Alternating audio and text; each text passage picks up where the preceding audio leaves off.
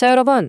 오늘 우리가 샅샅이 파헤쳐볼 분석 주제는 바로 시장에서 벌어진 거대한 줄다리기입니다. 2026년 5월 1일 역대급 실적 장세와 매크로 리스크가 그야말로 정면 충돌했는데요. 과연 어떤 일들이 있었는지 지금 바로 들어가 보죠.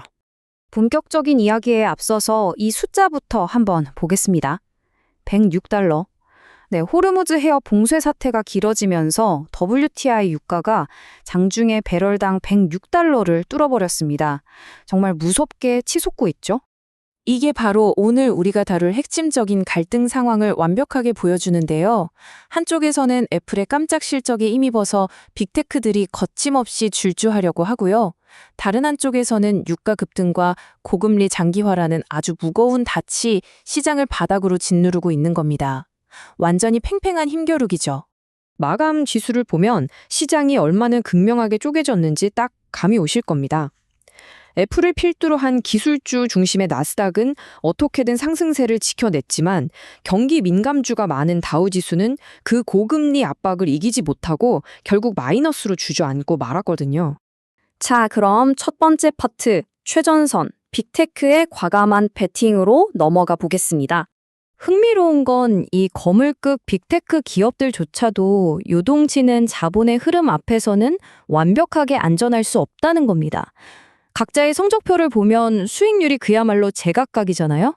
조금 더 깊이 들어가 보면요. 천하의 엔비디아 조처, 네비우스 같은 대체 AA 클라우드 쪽으로 자금이 분산되는 거센 도전에 직면했습니다. 지금의 그 엄청난 몸값을 계속 증명해내야 하는 숙제가 생긴 거죠.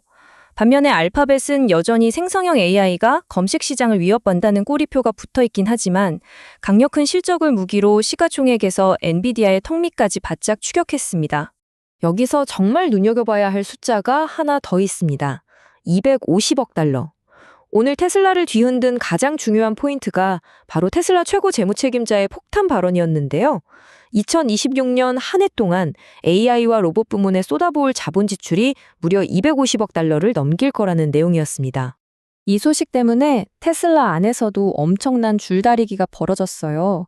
세미트럭이 드디어 대량 양산에 들어갔다는 역대급 호재가 환호성을 지르는데 그 막대한 투자 비용 때문에 연간 잉여 현금 흐름이 통째로 마이너스로 돌아설 수 있다는 아주 현실적인 위협이 주가를 꽉 짓누른 겁니다. 다른 기업들도 만만치 않았습니다.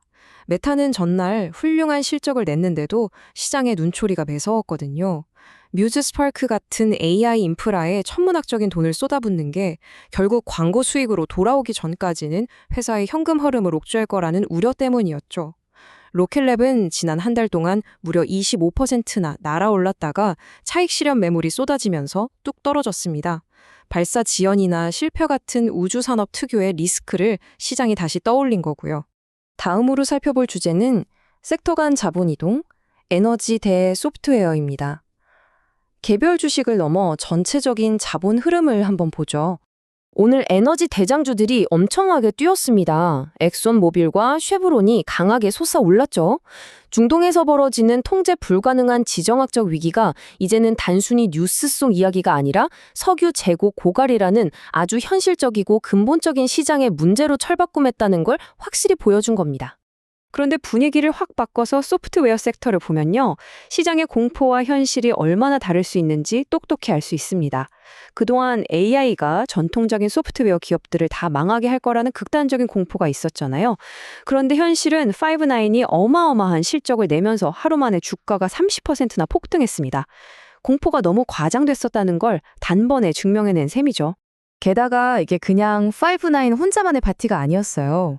아틀래시안 같은 동종 기업들까지 안도 랠리를 펼치면서 싹 다 끌어올렸거든요.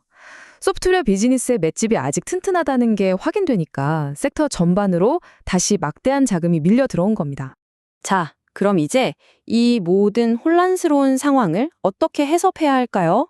마지막 파트, 핵심 인사이트, 추세와 소음 분리하기입니다. 이 복잡한 상황을 명쾌하게 이해할 수 있는 기가 막힌 기준이 하나 있습니다. 바로 추세인데요. 시장의 진짜 방향성은 결국 이 거대 기업들의 구조적인 수익 창출 능력, 바로 그 추세에 있습니다. S&P 500기업의 80% 이상이 어닝 서프라이즈를 기록했다는 팩트 하나만으로도 이 장기적인 추세가 얼마나 강력한지 알 수 있죠. 그럼 반대로 우리가 철저히 걸러내야 할 건 뭘까요? 맞습니다. 바로 소음입니다. $100가 넘는 유가 폭등이나 지정학적 이슈가 당장은 엄청나게 아프고 무섭게 느껴지죠. 하지만 이건 경제의 펀더멘털 자체를 망가뜨린다기보다는 도저히 예측할 수 없는 이벤트들이 만들어내는 단기적이고 시끄러운 소음일 뿐이라는 걸 잊지 말아야 합니다. 그래서 오늘 하루의 시장 상황을 딱 한 문장으로 요약하자면 이렇습니다.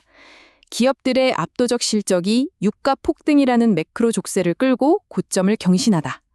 네, 발목에 인플레이션이라는 무겁고 차가운 족쇄를 차고서도 기업들은 그들의 압도적인 실적이라는 힘만으로 묵묵히 전진하고 있는 겁니다. 자, 이제 여러분의 투자 전략을 한번 돌아보실 차례입니다. 매일같이 쏟아지는 그 시끄러운 소음들에 일일이 반응하며 당황하고 계신가요? 아니면 세상을 바꾸는 기업들의 장기적인 추세에 단단히 닻을 내리고 계신가요? 이 질문에 대한 여러분의 대답이 앞으로 이 거친 시장을 항해하는데 가장 확실한 나침반이 될 겁니다. 오늘 준비한 해설은 여기까지입니다. 함께 해주셔서 감사합니다.